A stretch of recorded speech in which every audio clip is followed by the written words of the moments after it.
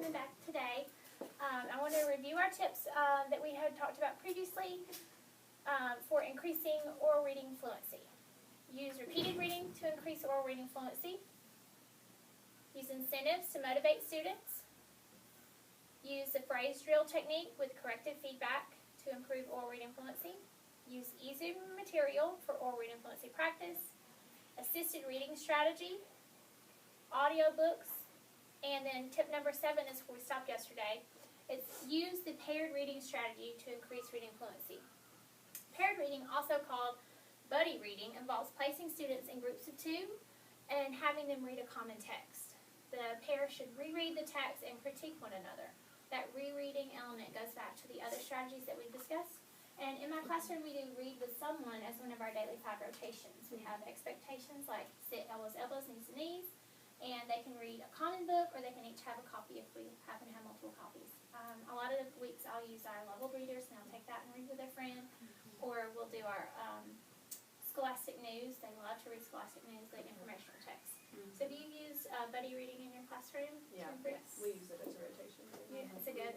And it's easy to manage because the students, once they get seated, you can tell they're engaged, and then they're kind of springing forward to their conversation. But having them reread and critique one another, in the past I have used like a fluency check page where they're asking their friend, well, you did a good job, like they give one compliment and one critique. And so that's something that later on this year we'll be working towards being able to do.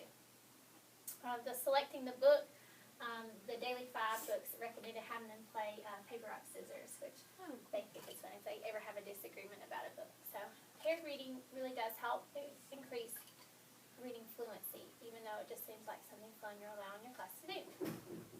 Tip number 8 is use oral recitation lessons to increase reading fluency. This strategy is similar to echo reading, but first the teacher should read a text aloud, and then the text should be discussed to clarify comprehension. And I do that a lot. I'll read it and then discuss it, and then that's where we stop. We move on to something else. So, but then there's a purposeful reread of the text, chunk by chunk, allowing the class or even a small group to echo that reading. And that's a strategy that I have used for intervention with my lowest group, but I think it would be good with a more complex text with any group. Then next, you ask pairs of students to work on that chunk and master it, and then present it later to the whole group, so they get to perform their chunk of the text. That reminds me a little bit of that reader's theater, where the teacher would model it first. And that's a step I've never incorporated, so something I plan to incorporate later on. Well, I like that too, because you could use any text. Like you kind of get stuck in thinking you have to perform a poem or a reader's theater. Really, you don't. They can just read. And even the way that the Scholastic News are chunked, that'd be a perfect place to incorporate that with the nonfiction. A lot of times we practice the entertainment and fun stories, but they don't get to really read aloud on informational. So that's a good plan. All right, tip number 9 is use high frequency word instruction. In your packet you have a list of the Dolch sight words. And so on my word wall I have our Scott Forsman words. They're color coded, and I've got some more lists to put up, but the purple are the kindergarten words. This helped us most for spelling those words because a lot of those are not as decodable. Like today my class was spelling the word family. I'm thankful for family, and I had a student who had the incorrect vowel. I said, well, it's the first pink word under the F up there, and so he got it right away. Just because of that color coding, it's easier to identify instead of having a whole list of cards the same color. That helped him out. But sight word instruction, high frequency words, sight words, are so common within text that students should be able to recognize and use them in context to be fluent readers. We know that our students who are strugglers usually don't have a solid grasp of those words coming from the kindergarten list, the first grade list. And so this year, I know in 2nd grade we spent some time assessing where are they with their sight words. I've got one student who still needs constant practice. She has her own personal list of words that she's working on in addition to our words of the week that we're introducing. And it has helped her fluency. She's not where she needs to be, so we're working on it with games. I have a game I want to share with you. It's called Zingo. Have you guys heard of Zingo? It's the most fun game. Your kids will love it. It's like bingo, but with a twist.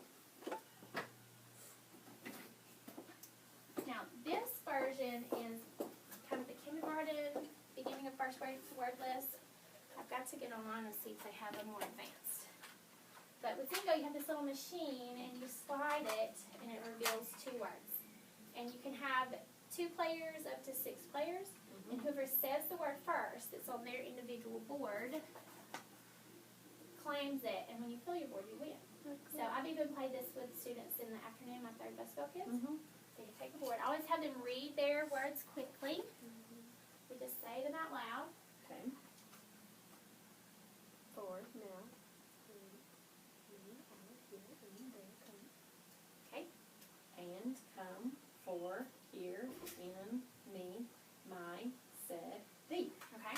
I'm going to slide it. The first one to say the word correctly gets it. Wait. Anybody have 4? Yeah. See? Yeah. Now, Lincoln is 4. He cannot read. He doesn't know. He knows a few letter sounds. He can play this because he can visually match the words. Yeah. So we have a version of our house that is just pictures, and he knows how to play. And so just for fun, the other day I pulled it out, and he was able to do it. And I was very impressed. He had no idea what the word said, but he's like, I have that word.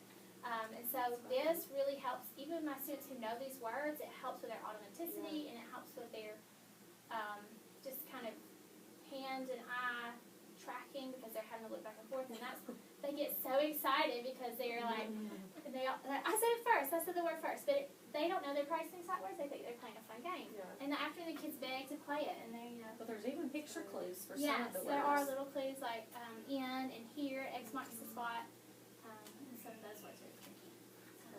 So it is a lot of fun. Yeah, we always do like a warm-up with sight words. I just have them on index cards, and they just slap the table, and the first one slap table reads it. And That's fun too. I've played a game similar where they're all turned over, and if you turn it over and you say the word correctly, get it, and some of them are like zap, and then you have to put all your cards back. We'll play like that sometimes too. Any fun way you can get to practice those things that just need to become rote memory, it really helps with their engagement. Alright, and then the last tip number 10, I want to spend a little more time here. It's use decoding strategy instruction to impact oral reading fluency. Now, in your packet, I included this decoding strategy, which is what I basically had to rely on in the beginning of my teaching career. Try the vowel both ways. Is it an A or an A? So when you get to where you don't know, you have all this list of things that you can do. And it does help, but teaching students to read word parts and spelling patterns can be more useful to decoded words.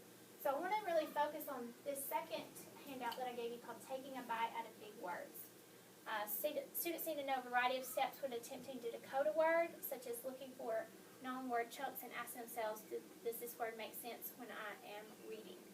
Right, so having that question to go to is important, but part of my Orton Gillingham training really focused on syllable types. And once the students understand the syllable types, it's much easier for them to determine the vowel sound. They don't have to just guess, is it this one, is it that one? And so I wanted to start with this word necklace. This week in our instruction we're doing compound words, and it really lends itself to syllabication. The first thing that you would do when you're trying to identify a word, you take your bite out of big words. First is look for prefixes or suffixes, which this word has none. If it had an ED, students notice that, especially ing, we practice that a lot. So they could put a box around a known word part, okay? And then the second thing that students would do is underline the vowels and then write a V.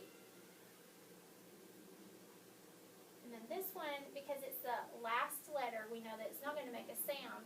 He gets a star because he's silent. He's called Magic Key. And these are Orton Gillingham strategies that can be easily incorporated in your whole group or small group, even intervention. So the second step after you've identified vowels is to make a bridge between, and then you mark what's in the middle of that bridge. Your consonants. And I know that CK always goes together, so that's going to be one consonant team. And I see that between there I have consonant team and another consonant. That lets me know that those need to be separated to form a syllable. Now look at my first word chunk, neck. It's followed by, it's a vowel followed by consonant team, so it's going to be a closed syllable with the vowel short. Now, you can go in depth with your students and have them mark up and identify syllable types. I've been teaching my class the syllable types and the marks from the beginning of this year, so they're able to do this. But for your classroom starting out, especially this week with compound words, just having them identify, I know this is a word, syllable. This is another word, so it's another syllable. Would be a good place to get started. So you draw your bridge, connect the two vowels, and then find your consonants. Decide where that pattern is going to go. We happen to have a vowel consonant, consonant vowel, vowel consonant, consonant vowel. So our word says necklace.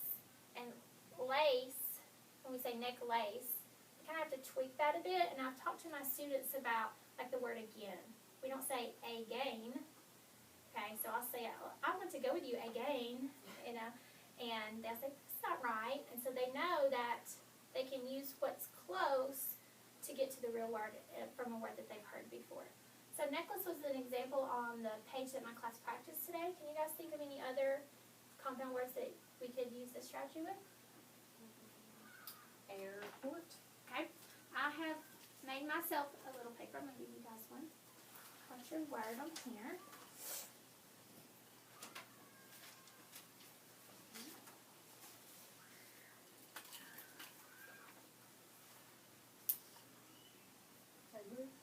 You can do any word. Mm-hmm.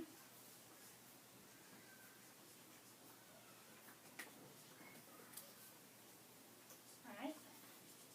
And because you know where the syllable is, take this highlighter, and you might want to do this on the clipboard because it might bleed through to your other papers. I want you to trace the syllable line top to bottom of the paper like 6 times with the highlighter. I'll do mine.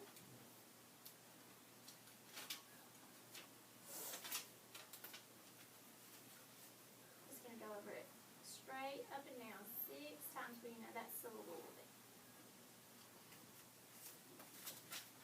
Okay, once you've done that, you can pull, and then your word will be broken into its syllables.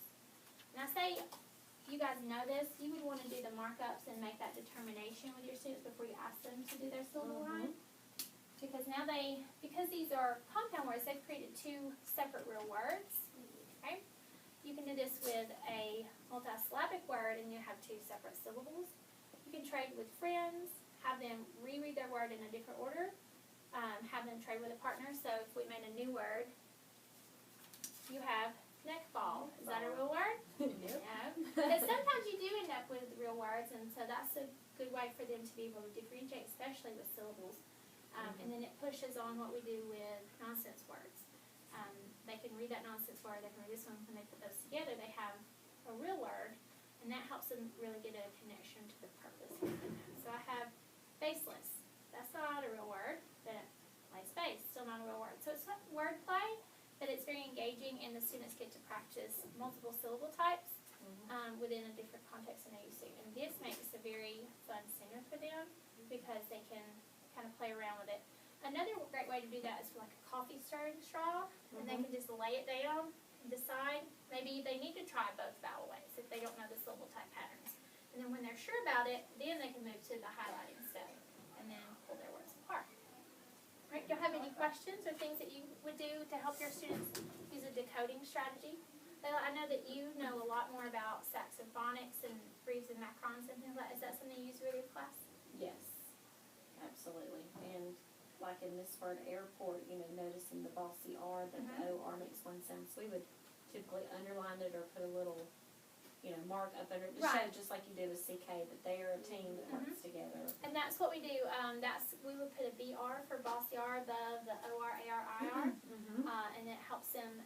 They start to look for those chunks, and that's one of the strategies listed here is look for chunks you know.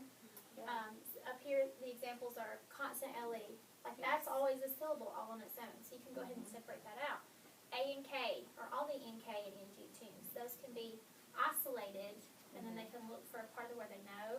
That'll help them determine where the syllables are broken apart. This really helps with their performance series testing too, because they always have that question like, where would the syllable be in this word? It can be a tricky question. Great. Do y'all have any questions? No. All right. Any strategies you think you'll be trying out in your classroom? Oh, yeah. Absolutely. I like this I like activity. this one too, yeah. I like the idea. It's like about letting them practice certain chunks of a text, even if it's Yeah. not the reader's theater, Yes. because we have so many rich texts that we can put out there, but I've always struggled with it having to be a reader's theater to perform or a poem to perform, so I like the idea. Thinking about it in a different way. And that's something I need to be more conscious of doing. And then this poster, Miss Rosewarne gave you guys a copy of this, but it's on the share file if you ever need to look back for it. I want to make this into like a bookmark friendly, like less detailed version for the kids, so that they can use it when they get to a word that's a noun in a text. I mean, I have students who I see marking vowels when they get to a known word. And even in my small group instruction, we may not have a specific word that we're looking for, but when we get to a word that they kind of struggle to pronounce in there, or reading, we'll write that word on the board, we'll mark it up, we'll decode it as a group, and then we're able to apply those skills to other words as we read the text. Yeah. Alright, well thank you guys so much for coming again today. And y'all can play with Zingo, you can have your class play. I'm going to order some more of those that are more advanced because it's really fun.